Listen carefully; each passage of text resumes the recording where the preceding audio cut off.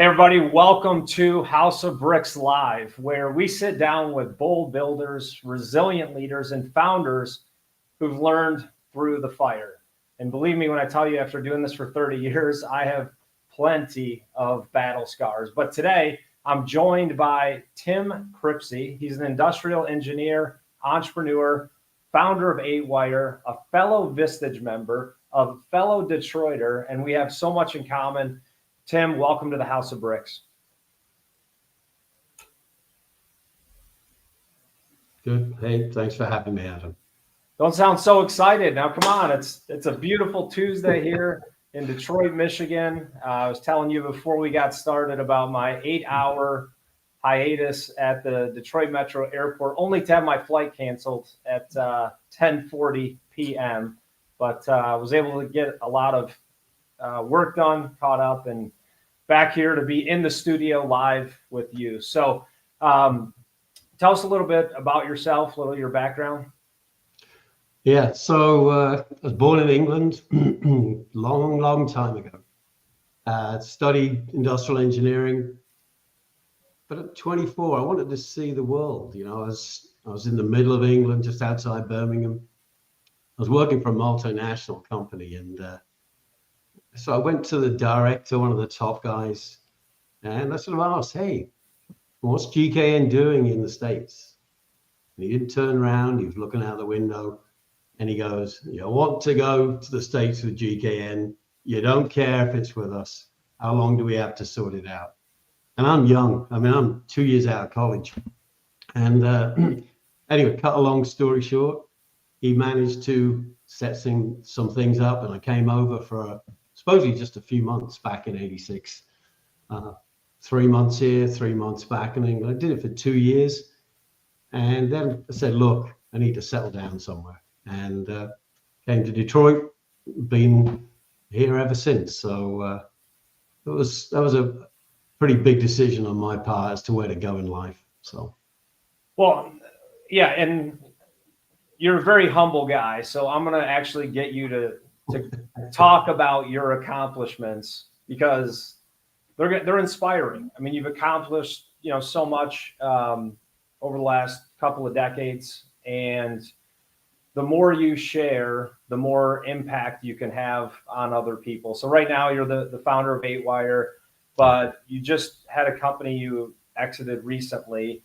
Tell us about that business, how you started it. And so basically what I've done over the 30 years, first of all, on the sort of the humble bit, Adam, you know me for years, it's a standing joke between you and me.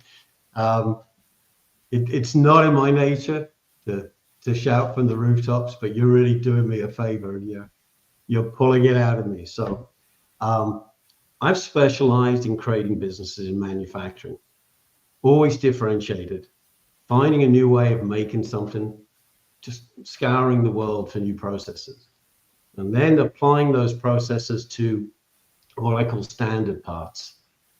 And then when you get those parts, you engineer them, you develop them, you set up the factory to run them. It's a really hard battle, and you can go for a long time before you get business. But when you do get business, you've redefined the industry, you've redefined that component, so you can get the margins that you want and the security that your part doesn't get shipped across, in terms of going to China or going to India. So I've done that for many years, going on 30 now. Probably the biggest one, it's a company called Neform. We're in Shelby Township here in Michigan. And it was just an idea. It was a PowerPoint presentation. I went to the owner of a private company, and I said, here's my idea. I think I can save you. I can create a whole new business for you. And instead of making $5 parts and selling 1 million of them in, I can make $15 parts, brand new technology. We went from that idea to a 5,000 square foot facility to 18 to 50,000, now to 112,000 square feet. And we were doing about $35 million worth of annual sales, gross profits and EBITDA figures off the map in terms of our competitor industries. And we had technology and we had the best team culture ever. So to me, it's that combination of a passion for innovation and applying it to the products, to processes, and to people, the three Ps, that I call it. Well, you're one of those people. So everyone that's listening today, every time I get together with you, first of all, it may not seem like I'm listening, but I am really listening to everything you say. I have my team like, are you even listening? So it's all going in. But every time we get together, there's one or two key phrases that you say that just kind of stick with me. And the last time we got together, we were talking about, P&Ls and financial models. And you were just like, Adam, if you focus on the culture and the people, the rest will take care of itself. So I don't know if you remember saying that or not, but resonated with me. And this is why people should listen, because even early on in a business, right? What do you need? You need sales and cash. But if you don't have the right culture, you're on a path for disaster. When did you has that always been your mentality? Was it a learned skill over time, or you saw what worked and what didn't? To me, I'm always amazed what you can get out of a team. All right. I've worked for companies that have got really charismatic leaders, right? They've got the patterns. We're going this way, we're going to do this. And they micromanage, and they're very successful until they retire. And then suddenly everybody in the company looks around and goes, I don't know how to make a decision. I don't know what to do. So to me, I've always been a really massive advocate, putting a really good team together. And work is a combination of setting targets, working with them, and supporting them. Mm-hmm. So as a manager, you have to be able to wear your hat in three positions. In the forward position, right, we're going this way, we're going forwards. Then you turn it to the side, all right, okay, let's brainstorm how we approach this together. Mm-hmm. And then sometimes you're just going to sit back and listen. And you're going to say, hey, Fred needs a hand. Fred doesn't know what to do. Hey, Fred, how can I help? And it's some people call it like servant leadership. I don't. I think I say you don't always have to sit at the end of the table. Now, I don't know if that makes sense. To me, when the boss normally comes in, where does he sit? He sits at the end and everyone bows and listens. Yeah. And there will be times when I would walk into a meeting and I would sit on the side of the table. Mm-hmm. And that sort of sent the message that, hey, this meeting, we're going to work this out together. Yeah. And sometimes. So anyway, go on. No, I love that. And let's see. So how do you, trying to figure out the right way to ask this. So, every month, whatever you're looking at the business, looking at the numbers, revenue on track, off track. If your revenue is off track, do you use improving the culture to get it back on, or increase sales? Like when you look at, just a financial model, right? It's like, hey, we've got X number of sales this month. We're down 20%. First thing people are doing is going to the sales leader. How do we get more sales? Now, do you use culture to try to drive revenue growth, or are there specific tactics that you would use in that situation? It's good. It's a good question.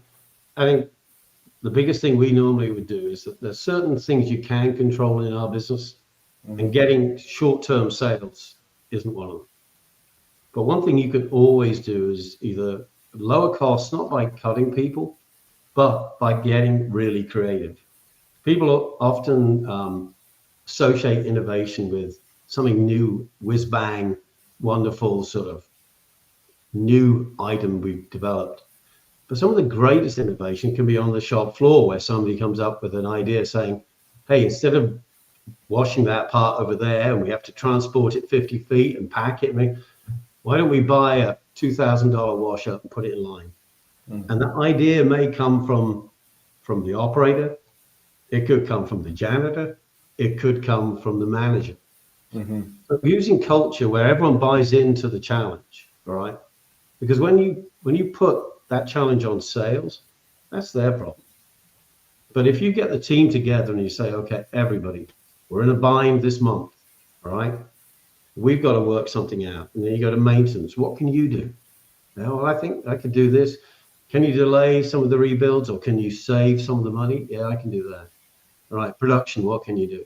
Well, we can rework some of these parts. So use the culture of what I call a team approach to the problem. And when everyone understands the problem, that's half the job. So if you're not involving everyone, then it gets really, it's not my problem. And that's the worst thing.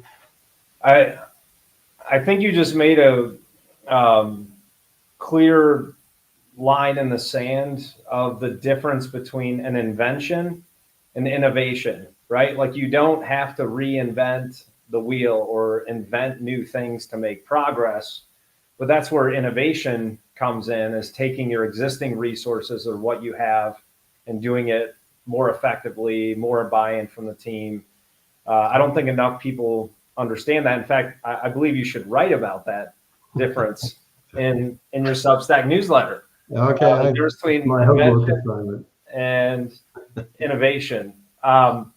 So you're part of the House of Bricks community. You're on our advisory board. We're very thankful for that. I've always found a lot of success in the saying, wisdom is found in the counsel of many. So no matter how long you've been in business or what you're doing, just creating a group of it doesn't have to be a formal board. It can just be people you trust that care about you as the entrepreneur, care about the business, and then can also offer insights, because when you're building the business, people have a lens that they can look through.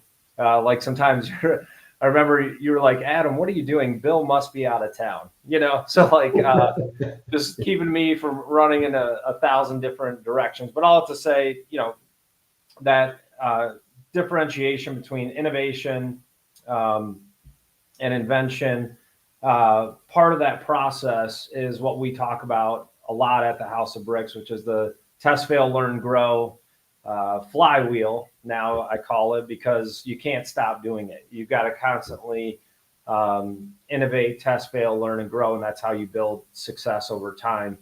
I know building Neform was definitely not a straight line to the top. What was one big decision you made, or even a small decision that led to a big failure and then ultimately produced a good outcome? So anytime you launch new technology in manufacturing, there's risk, because you're going somewhere where no one has gone before. And one of the things you always have to do, you have to estimate your costs before you actually have the job.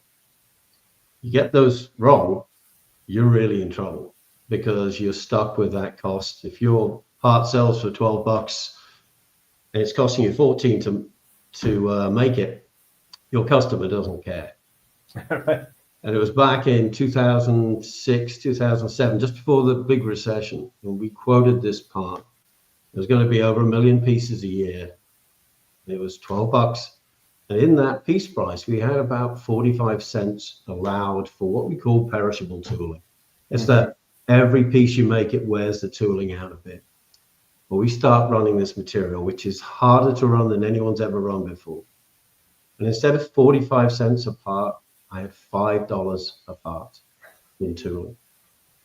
It was, it was disastrous. So, I mean, it was like $20,000 a week we were spending over. And it was like the tools that should have been lasting 12,000 pieces were lasting 4,000 pieces. I had my own wing at a tool shop. They loved me. I walked in, they're going, Tim, we love you. You're ordering so many tools from us. They bought me lunch every day. We went through 6 months of hell. I mean, fiscal bleeding and everything. But what did we do? We didn't give up. We failed. We tried. We modified the tools. Got a little bit better. We did it again. We kept on plugging through it.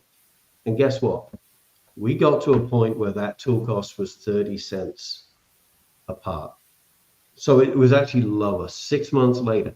But we bled bad. And if you were to be weak and just say, hey, we can't do this, we need more money from the customer, you would have lost the business.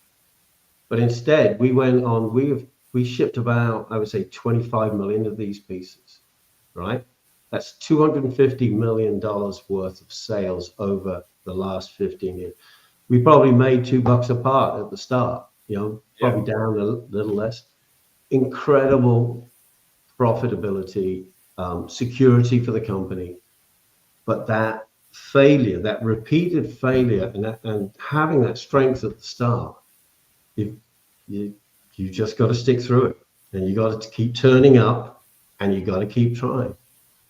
So, as a leader, when you're testing, failing, learning, and growing, but your team is looking to you for direction, how do you keep the confidence high in the culture when that's going on? Because they may say, "Oh, Tim doesn't know what he's okay. Now we're trying this. Tim, where are we? Okay, now we're trying this." Like what at times they can feel like you don't know what you're doing. And I'm a CEO too. We don't know what we're doing. Let's just get that on the table. That is absolutely true. In fact, I think one of the key things is you need a yin to your yang. You need, like, if you're a general manager of a company, your assistant general manager better not be the same type of person as you, right? If you're conservative, he should be a bit aggressive, and vice versa. So I think one of the key things is to put the team around you that is a foil to what you are. So that's the first thing. Two, you have to be optimistic, right? You have to say that, my dad always used to say, there's no such word as can't. Yeah. It's sort of true because it's not exactly a word, But correct. You have to be positive and you have to be able to lead, but not with what I call rose-colored glasses. You have to say, no, we'll try it. We don't know if it's going to work, but yeah. So you have to be able to say, I'm going to free up the money to try it. Mm-hmm. I'm not going to penalize you if you fail. I'm not going to wrap your knuckles over budget because you're trying something. So having that willingness to fail. Failure is always looked upon as a bad thing. Okay, it's not. It isn't. And especially with engineers, it's very hard to get them to say, "Go and break something." What do you mean? Go and try it. If you break it, then we can back off a bit, right? But you've learned something. And when they're judged, if they come from another company where the manager is like, "What did you do? This didn't work." It takes them a year or two to adapt to a new sort of atmosphere where it's like, go for it. Yeah. You're making me think more than most of my guests. So I knew this would get to this place. So now speaking about the culture and innovation, I know you and I were talking about some ideas for 8-wire. What are some of the most common mistakes that leaders make when they are trying to innovate? To me, it's innovation by committee. There's pros and cons. I've worked with a lot of big companies and they have large groups of people who all have a specialty and they try and come up with new ideas. But everyone's trying to justify their position by saying that won't work because of X, Y, and Z.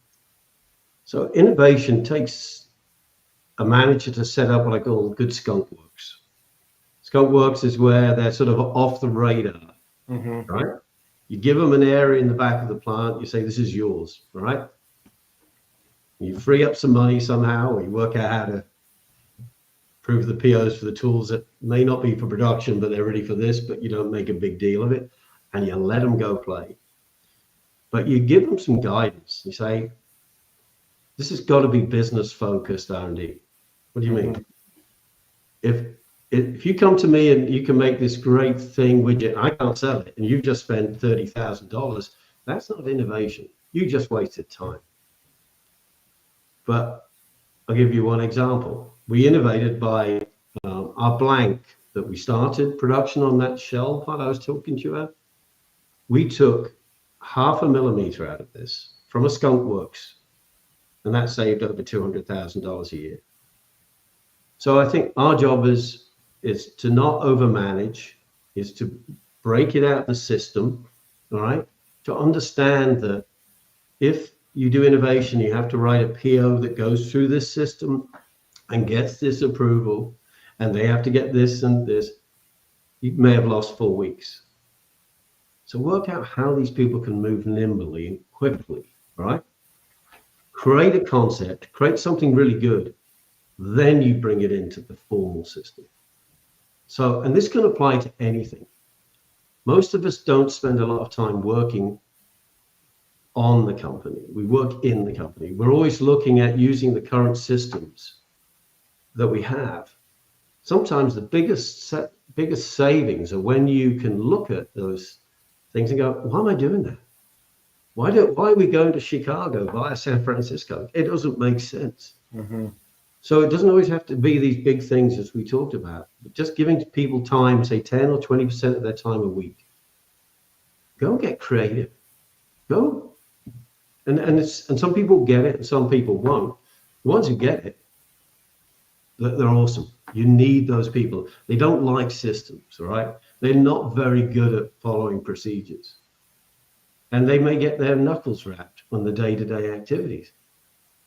But if you as a manager not recognizing where they should be, and you move them, suddenly they flourish and they grow. So making the mistakes is getting the wrong people to try to do things, non-creative people to be creative, making them follow the standard system because that's the way we do it. Just say, screw it. Go do something and go make us some money. Right. And it's like, it doesn't have to be that complicated. Yeah. And it doesn't matter if you fail. It's just that I keep coming back to that. When I'd have engineers join us, they would come, they were interns still. They were still at college. And they would come for the summer. And the first of all, I said to everyone, we don't call them interns. They're engineers. They may not have finished yet, they're engineers. And I would bring them into my office. I said, look, you're going to go out on that floor and you're going to try and learn how to use this machine, right? It's scary. I know. You're worried about you're going to break something. I'm here to tell you you won't, because I know how you break. If you break it, trying, I'm okay. Mm-hmm. They look at you like you've got two heads. But I said, you do this though. If you send me an email, which is sloppy, bad documentation, it's called bro, how you doing? It's things, I will rip you a new one, right? Yeah. And they go, why this? Because that one is sloppiness. The other one is brave. So getting people, again, it is okay to fail. What is not okay is not to try. What is not okay is to be sloppy in doing your day-to-day stuff. So. Yeah, one of the things that I wanted to pull out of there and make sure people caught it was the innovation by committee, right? Because, everyone can contribute something to that, and it gets collective buy-in from the team. If it's always like, hey, our GM's coming up with all the ideas and he's our innovator. I always found that interesting. It's like companies will have like a role of innovation, which it should really be a culture of innovation. And I'm sure, there's people that have that strength and gifting. Like you said, let the creative people be creative. But from a bottom-up standpoint, and which is how I've learned to lead now, is from that bottom-up mentality. When I was young, I was 20, just got done working for Dan Gilbert, started my first business. I led a lot top down, being an athlete, being a competitor. It was like, hey, this is how we're doing it, and that, like you said, that does work. It does work, but eventually the people will burn out, right? And you get that turnover rate. So how do you really instill that kind of from the bottom up, that it is a culture of innovation, but then it's also like okay to fail, which can be dangerous also, because people are just, then they don't feel any responsibility. Yep. There's probably like 5 questions in there, but I think you get the point of what I'm saying is, how do you get that really bottom up, where people believe in failure and innovation? I think they need to me, it's that you have a common message, be it you're talking from the assistant general manager up to the janitor. And I'm phrasing it that way on purpose. Mm-hmm. If people know that what you stand for as a manager, right?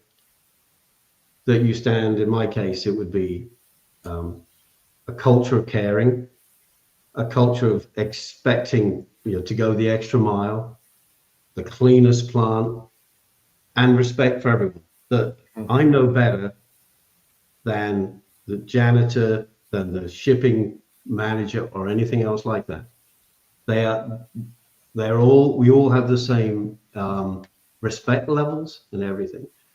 Once you get that culture, and if you say, look, guys, we need to innovate, we need to get creative, we need to make sure it's done in certain areas only, because you can't all be shooting like the Wild West. Mm-hmm. But if everyone knows what you stand for as a manager, I don't care if it's wrong, but people have to know what makes you click. Because they will try to make you happy. They will try to make their boss happy. So if our values as a leader are known, that we will treat each other with respect, that we will expect excellence in what we do, then you don't have to get involved in the individual tasks, all right? Because they know how to approach it. It's almost like the way the Patriots could bring any footballer in, and he suddenly became much better because the system was established, the culture was there. And to me, that's our role, is be known for what's important. Don't walk, I call it, don't walk past things. In a factory, if you imagine there's a part on the floor and you're a manager responsible for the whole company and 200 people, and you've got a massive problem and your head's elsewhere and you're walking down the shop floor and there's a part on the floor where it shouldn't be. Mm-hmm. You walk past that part, somebody's going to see you. And you have just destroyed everything that you have said about cleanliness, caring, walking. You didn't mean to, but you just have. And I always said to guys in our management team, don't walk past stuff. What do you mean? You'll get it. And they would get it. And they would say the same thing down. And not by PowerPoint presentations, not by sermons, not from listening to me, I'm a great person. It's creating culture 1 minute at a time, one conversation at a time. It's relentless. It can't be faked. But if you've got a good heart, you can make a great company. Yeah, and we actually just got a question from someone watching. So what is your view on AI in relation to marketing within the home service industry? The effect on lead gen, pre and post service automations, and how will this affect the customer experience? Well, that's an interesting one. I can agree. My main focus is AI in manufacturing and obviously business systems that we're using. It is a massive, in the manufacturing area right now, the biggest problem is a lot of the data that you use to really process with AI is dirty, right? And so it's no good that the AI can help us improve our manufacturing by looking at all the data coming off the shop floor, because that data is dirty. It means it's not, it needs cleanup before analysis. So I would say a lot of manufacturing companies that know they have to do something on AI, but they're sort of not sure what to do. In marketing, for us, AI it's not really in our area. We're like a business to business activity, so it's a little harder for me to comment on that one. So yeah, and I can too. I mean, help you more on that. Yeah, one. these fragmented industries, like mortgage, roofing, home services.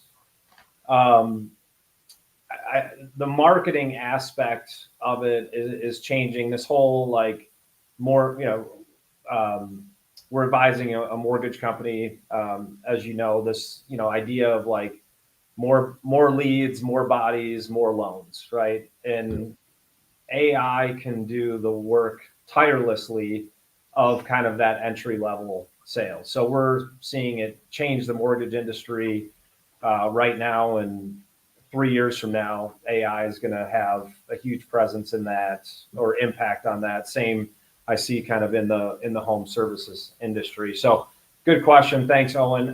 Tim, I wanted to talk to you. We've covered your career, your culture, mindset, how you lead.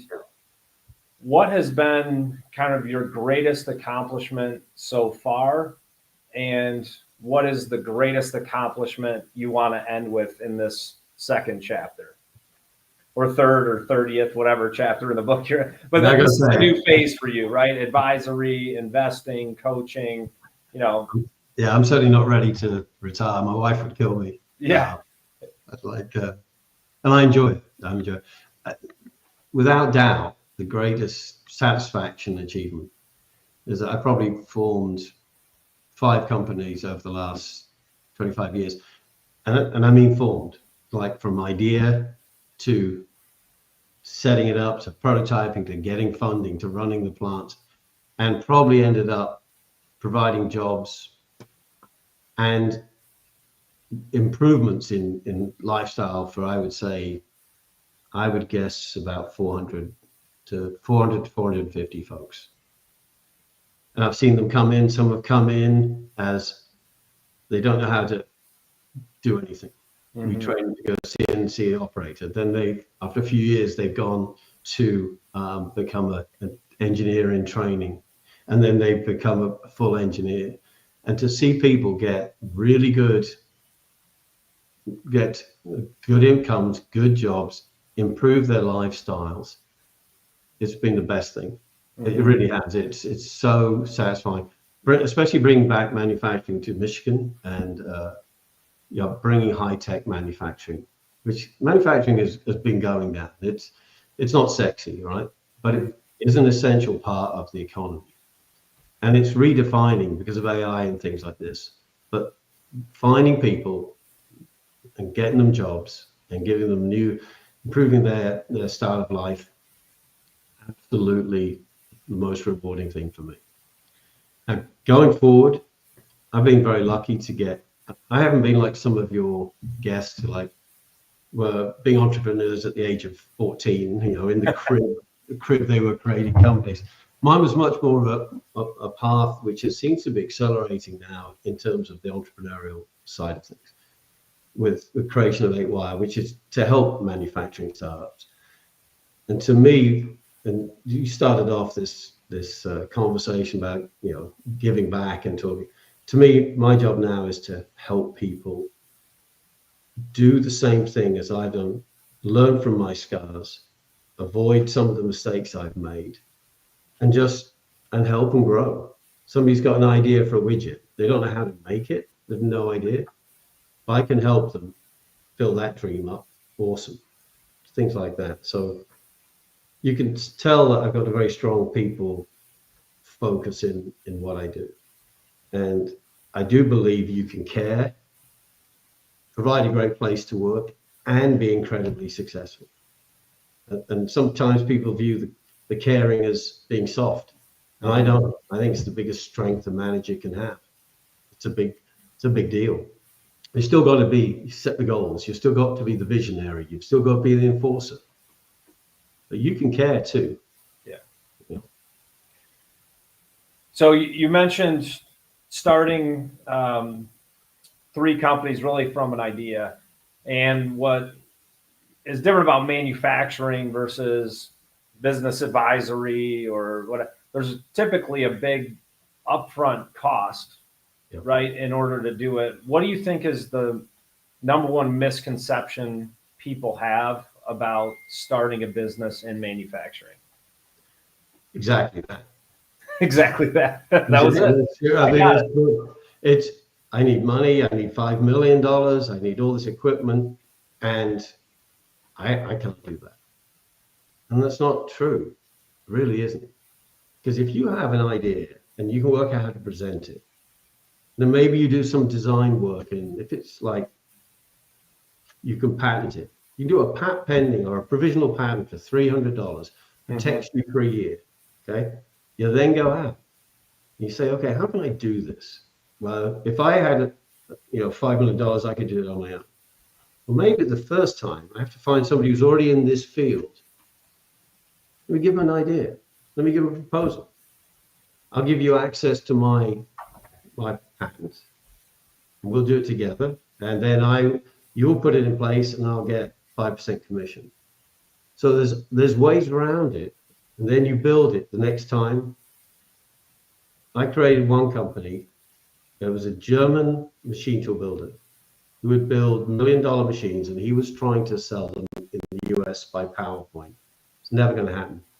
These machines made thin wall tubes, very specific machines. I knew that there was no prototype shop in Michigan that could do thin wall tubes.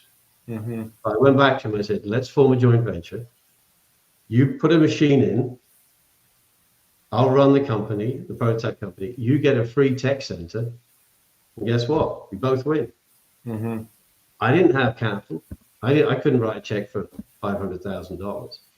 But I could put my sweat equity into it, and my creativity and my sales and my product development side. Right. And he won. He made out like a bandit, So to me, it's, you can wait for somebody to give you something. Mm-hmm. And you'll be waiting until the cows come home. Right. But if you've got a bit of fire in your belly, it's like, I've got this idea. That's the whole point. It's like, okay, let's help you. Let's work out what your path is, mm-hmm. and see if we can get that into production for it, and maybe change your life. So. Yeah, every founder, I think over the last 12 months between Michael from my team and myself, we've probably, not exaggerating, had Zoom calls with 800 founders. I think we looked at, Zoom gives you a report, and so does Fathom at the end of the year, how many Zoom calls you did. I think, but I think we ended up with, somewhere around 800 founders, and every single one of them, we would ask, what's your biggest constraint?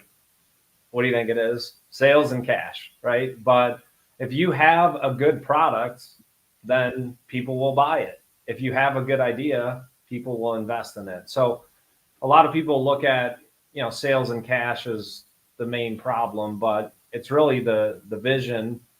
And of course you do need money to build things. But it's really the concept and idea. And like you said, if you don't start before you're ready, you'll never start. It's kind of like building your personal brand. You're never ready to do it. Okay, all right. You just have to do that. But you gotta start before you're ready. So yeah, I had to say that to myself. I still have to say it, just to keep doing this. But we're here to impact and inspire other people. It's not about us climbing up on our soapbox. So that's really kind of brings us current to where we are today. You want to talk to us a little bit more about 8Wire and what you're doing specifically for founders? Yeah, this is a company I formed. It is purely focused on people that have an idea and they don't know what to do. All right, they've come up with a new paperclip. Right, it's a great design. Got a sketch, and maybe they've got a little patent. They don't know what to do. And to work with these people and say, look, let me help you let me grow this.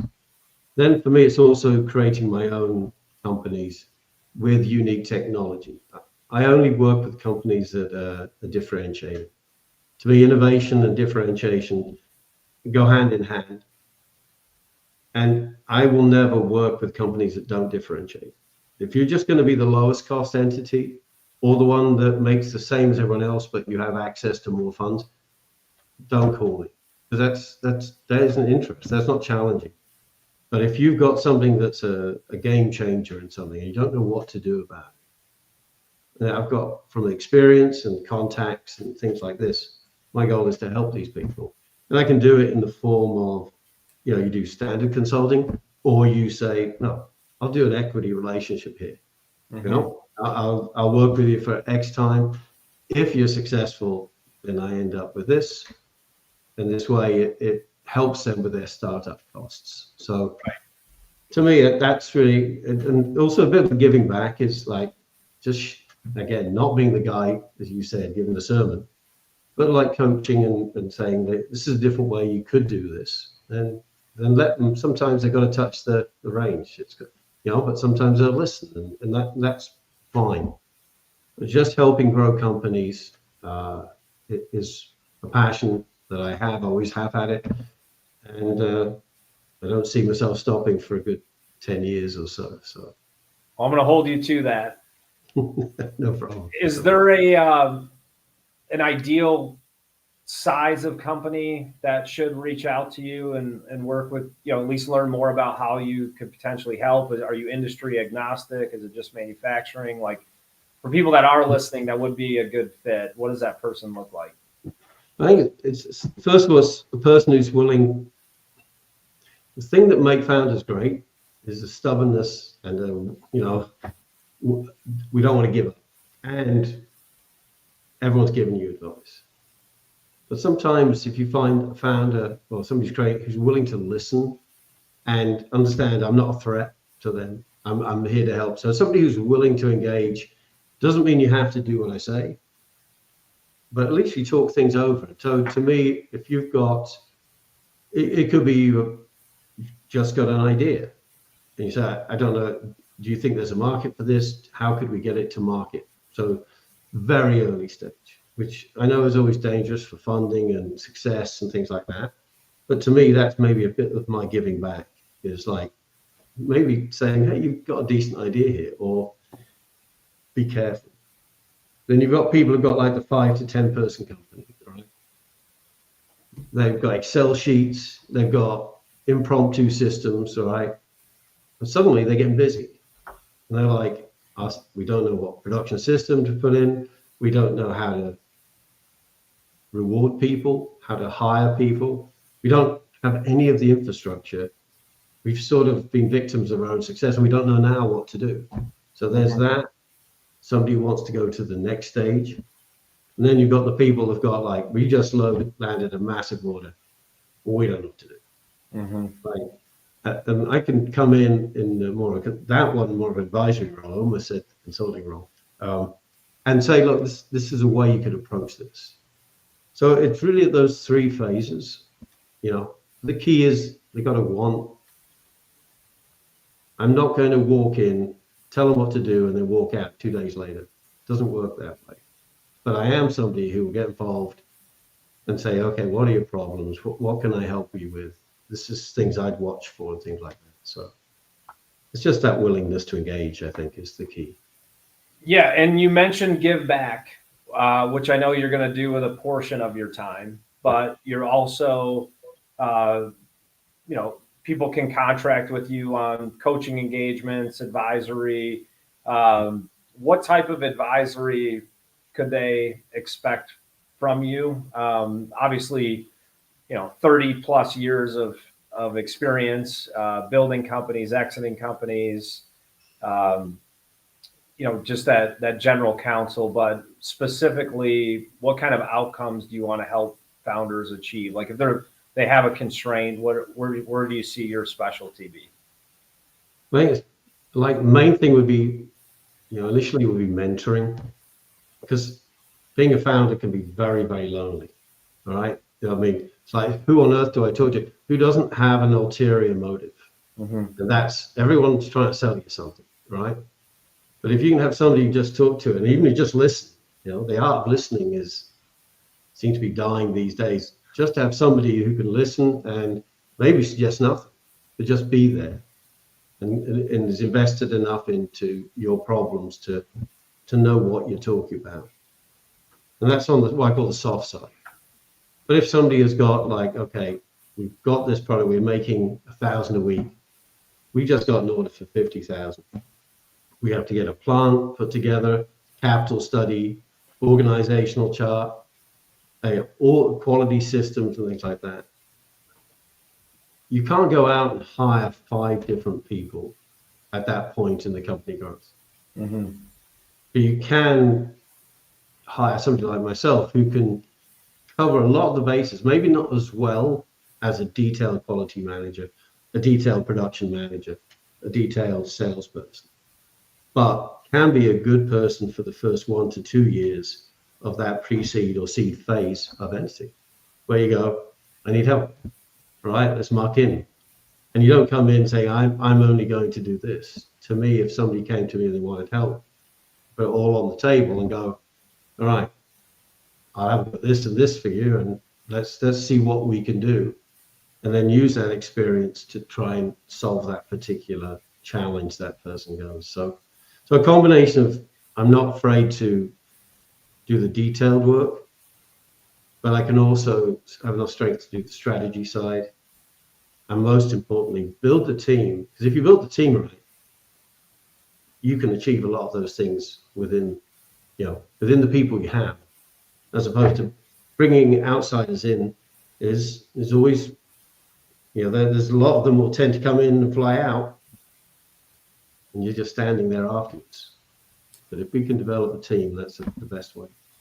Yeah, and here's why I would hire you as an advisor, because over the last couple months, of anyone that we have worked with in the House of Bricks, whether it was LinkedIn, whether it was creating a newsletter, branding, your own website, you actually did the work and did it in detail, high level, because there's a lot of advisors out there, a lot of coaches that have never even run businesses, right? Then there's advisors like me that are more kind of visionary, conquer the world, and then kind of leave out all the, someone else will figure out all the details. Bill comes behind.